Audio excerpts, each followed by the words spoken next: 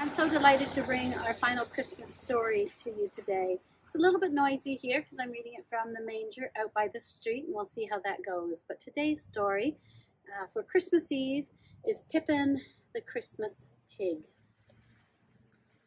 It's written by Jean Little and illustrated by Warner Zimmerman. Pippin stared up at Noddy, the grumpy old donkey. "Noddy, you look all excited," she said.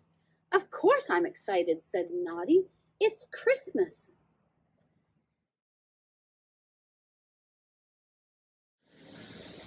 "What's Christmas?" Pippin asked. "What's Christmas?" Noddy repeated. "Don't be pig ignorant, Pippin. Everybody knows about Christmas." The tips of Pippin's ears went very, very pink. "I hope you remember that my family gave the very first gift," Noddy went on. "The baby's mother rode on a donkey all the way to Bethlehem. Christmas couldn't even begin until she got there." The curl went out of Pippin's tail. "Nobody told me a thing about Christmas," she said. "My mother said they were almost late because of that slow-poke donkey," Bess said with a gentle moo. "My great-great-great-grandmother gave her manger for the baby's bed. Without her, they would have had to put the baby to sleep on the floor. The best present was that manger." "What baby? What manger?" Pippin begged. Nobody noticed her. "And I still don't know what Christmas is," she said. "The hay in that manger was full of prickles," muttered Curly. "They would have scratched the child's face. One of my family had to give the mother a lamb's fleece to cushion the rough bed. The soft wool was a welcome gift, I can tell you."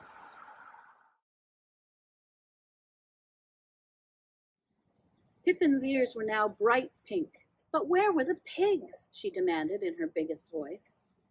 "Don't fret, Pippin," Bess said. "Christmas has nothing to do with pigs. What present could a pig possibly give a baby anyway? Especially a baby as special as this one."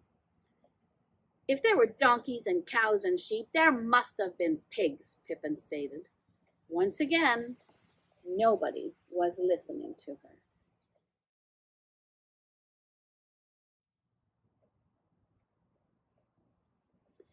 "My very great-grandparents sang him to sleep," said Cuckoo, Coo the pigeon.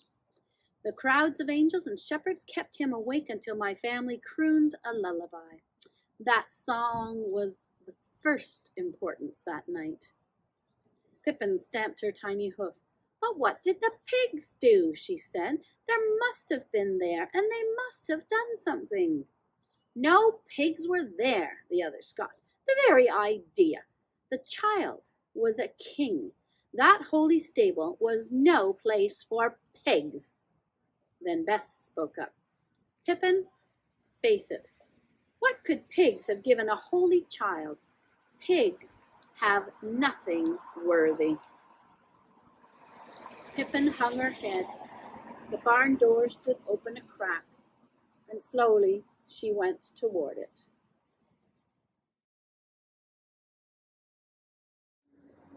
Then she pushed it farther open with her snout. She had to get away. Once outside, she waited. They might call her back. Nobody called. They had not even noticed her leaving. "I'm going where pigs matter but Christmas doesn't," Pippin announced in a shaking voice, "and I won't come back. Never, ever."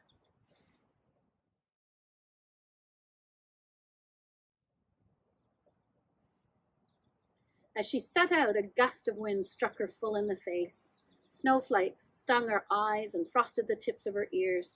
She almost fled right back inside, but she forced herself to go forward. The cold was bitter.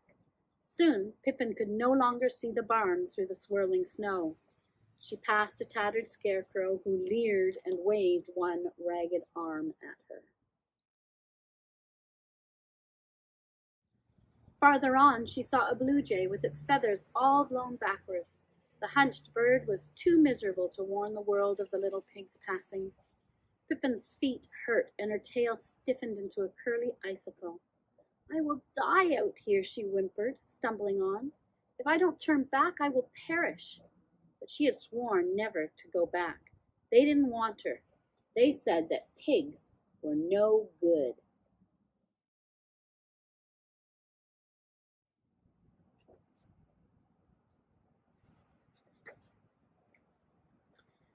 At long last, Pippin reached the main road, and she peered up at the mailbox and wished she could climb inside.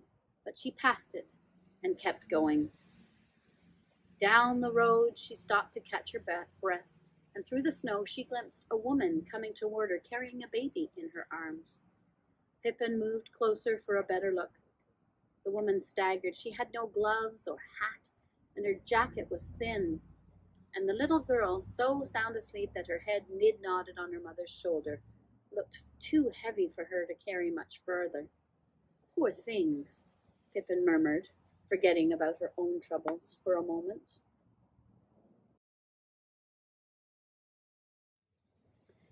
Shh, the woman crooned to her baby. We have so far to go, but maybe we can find a nice warm barn to rest in. And she shivered. Pippin knew where to find a warm barn. She had sworn never to return there, but this was an emergency. Follow me, she grunted, and nudged the woman along the road until they came to the long farm lane. Maybe the wind had dropped, for Pippin felt a little warmer, and even the scarecrow's smile looked friendlier.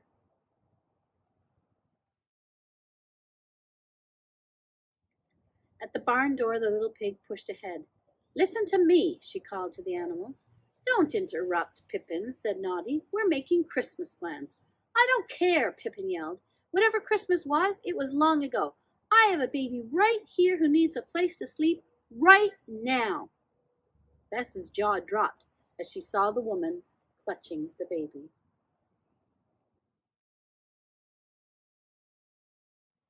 It's Christmas all over again, the woman whispered as she entered the barn.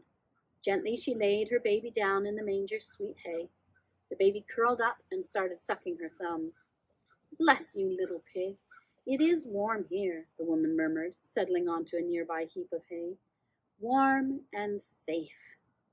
My word, they're both asleep already, Kuru whispered a moment later.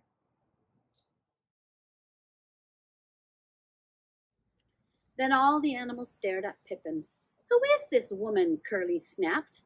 Pippin, we can't take in some homeless nobody, Naughty added. My very great, Bess began. We'll need milk, Pippin said. We'll need some warm, soft wool. We'll need your old blanket, Naughty. We'll need lots of lullabies. Your very great grandparents aren't here. You must help this baby yourselves. But that's not a special baby, Naughty protested. Of course she is, said Pippin. All babies are special. Naughty gazed into the small, sleeping face. You're right, he said. I'd forgotten.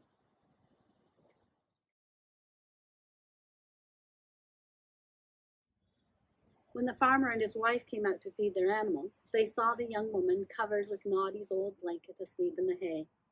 Then they caught sight of the baby girl lying in the manger. It's Christmas, the man said softly, right here in our barn. It's a miracle. Hush, his wife whispered. Let them sleep. We'll watch and see if they need our help later on. When the couple left, Pippin looked around and saw what they had seen. Naughty's warm blanket, Curly's soft wool, Bess's manger and milk. You were right, she said.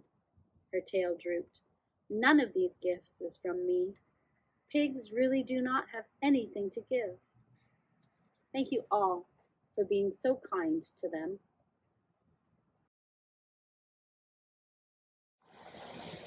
The other animals looked down at the little piglet. Oh, Pippin, what a silly you are, Bess said softly. You gave us our very own Christmas. You gave us a chance to give ourselves instead of boasting about our grandparents. Don't you see? That was the best gift of all. It took a runty pig, laughed Naughty, to teach us what Christmas is.